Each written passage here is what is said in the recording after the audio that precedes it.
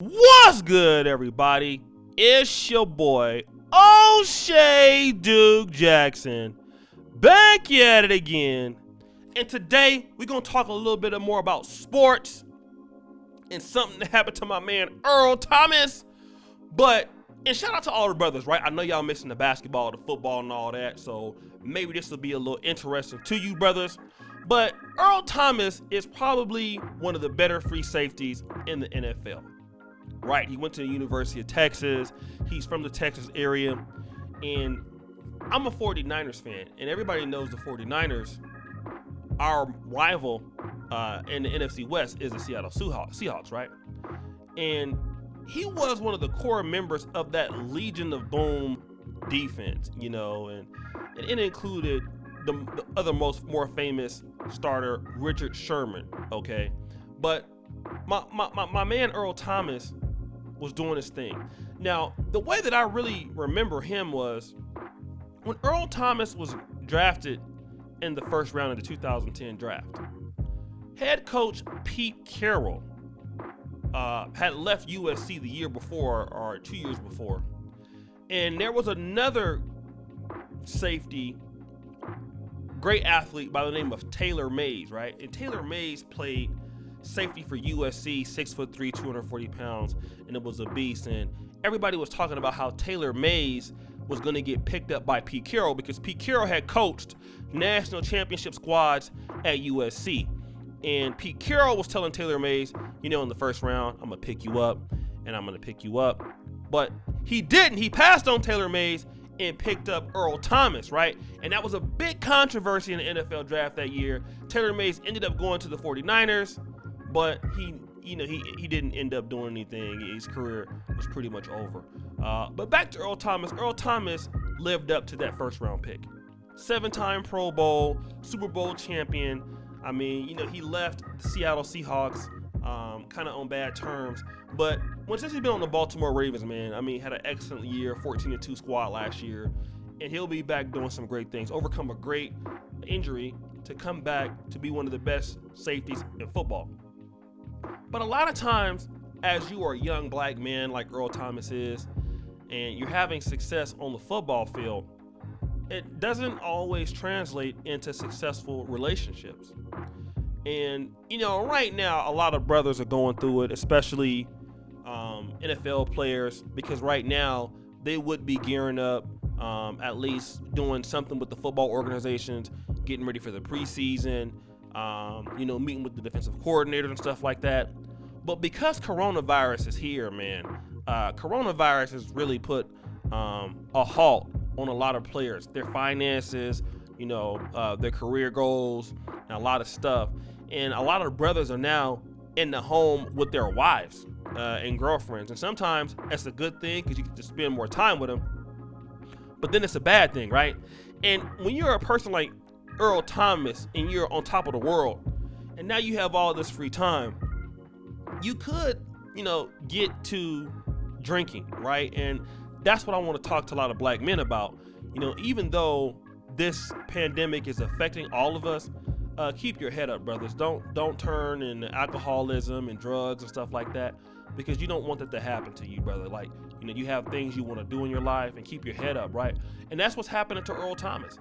He's just been a little bit depressed, and he's been having issues with his wife, all right? And what happened was,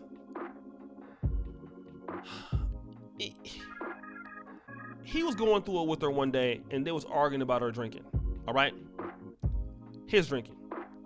And what ended up happening was they was arguing, and so he was like, listen, I'm gonna have my brother come pick me up. So Seth Thomas came and picked him up as his brother, all right?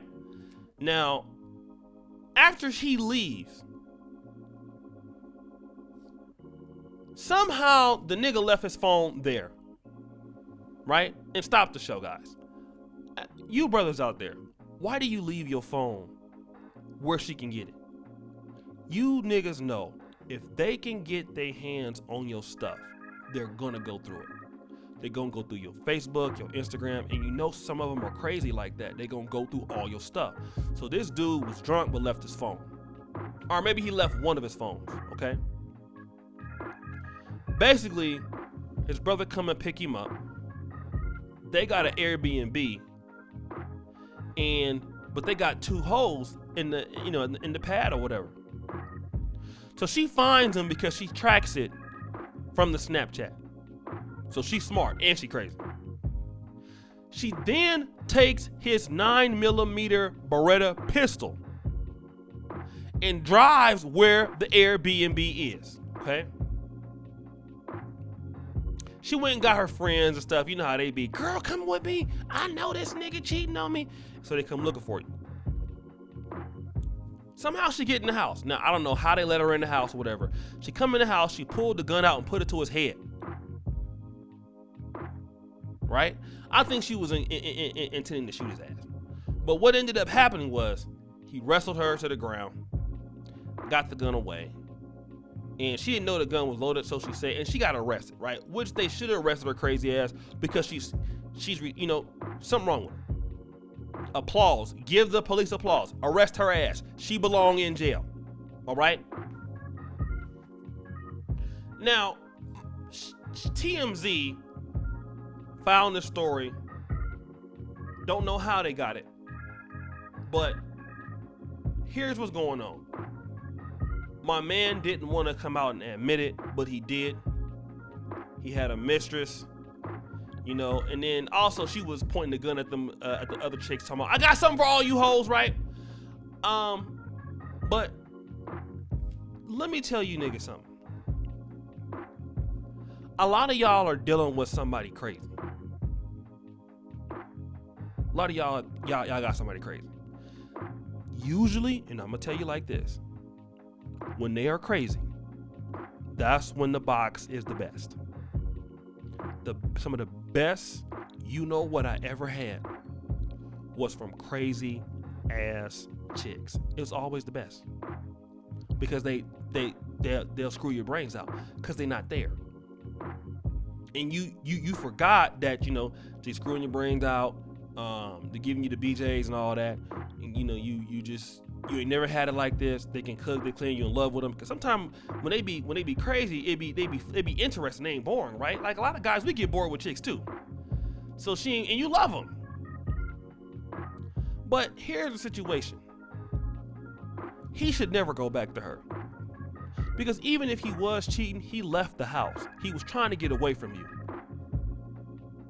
But you're gonna go around and trying to find a gun. And see, a lot of y'all are stuck in relationships with crazy chicks, and you drinking yourself to death. You using drugs.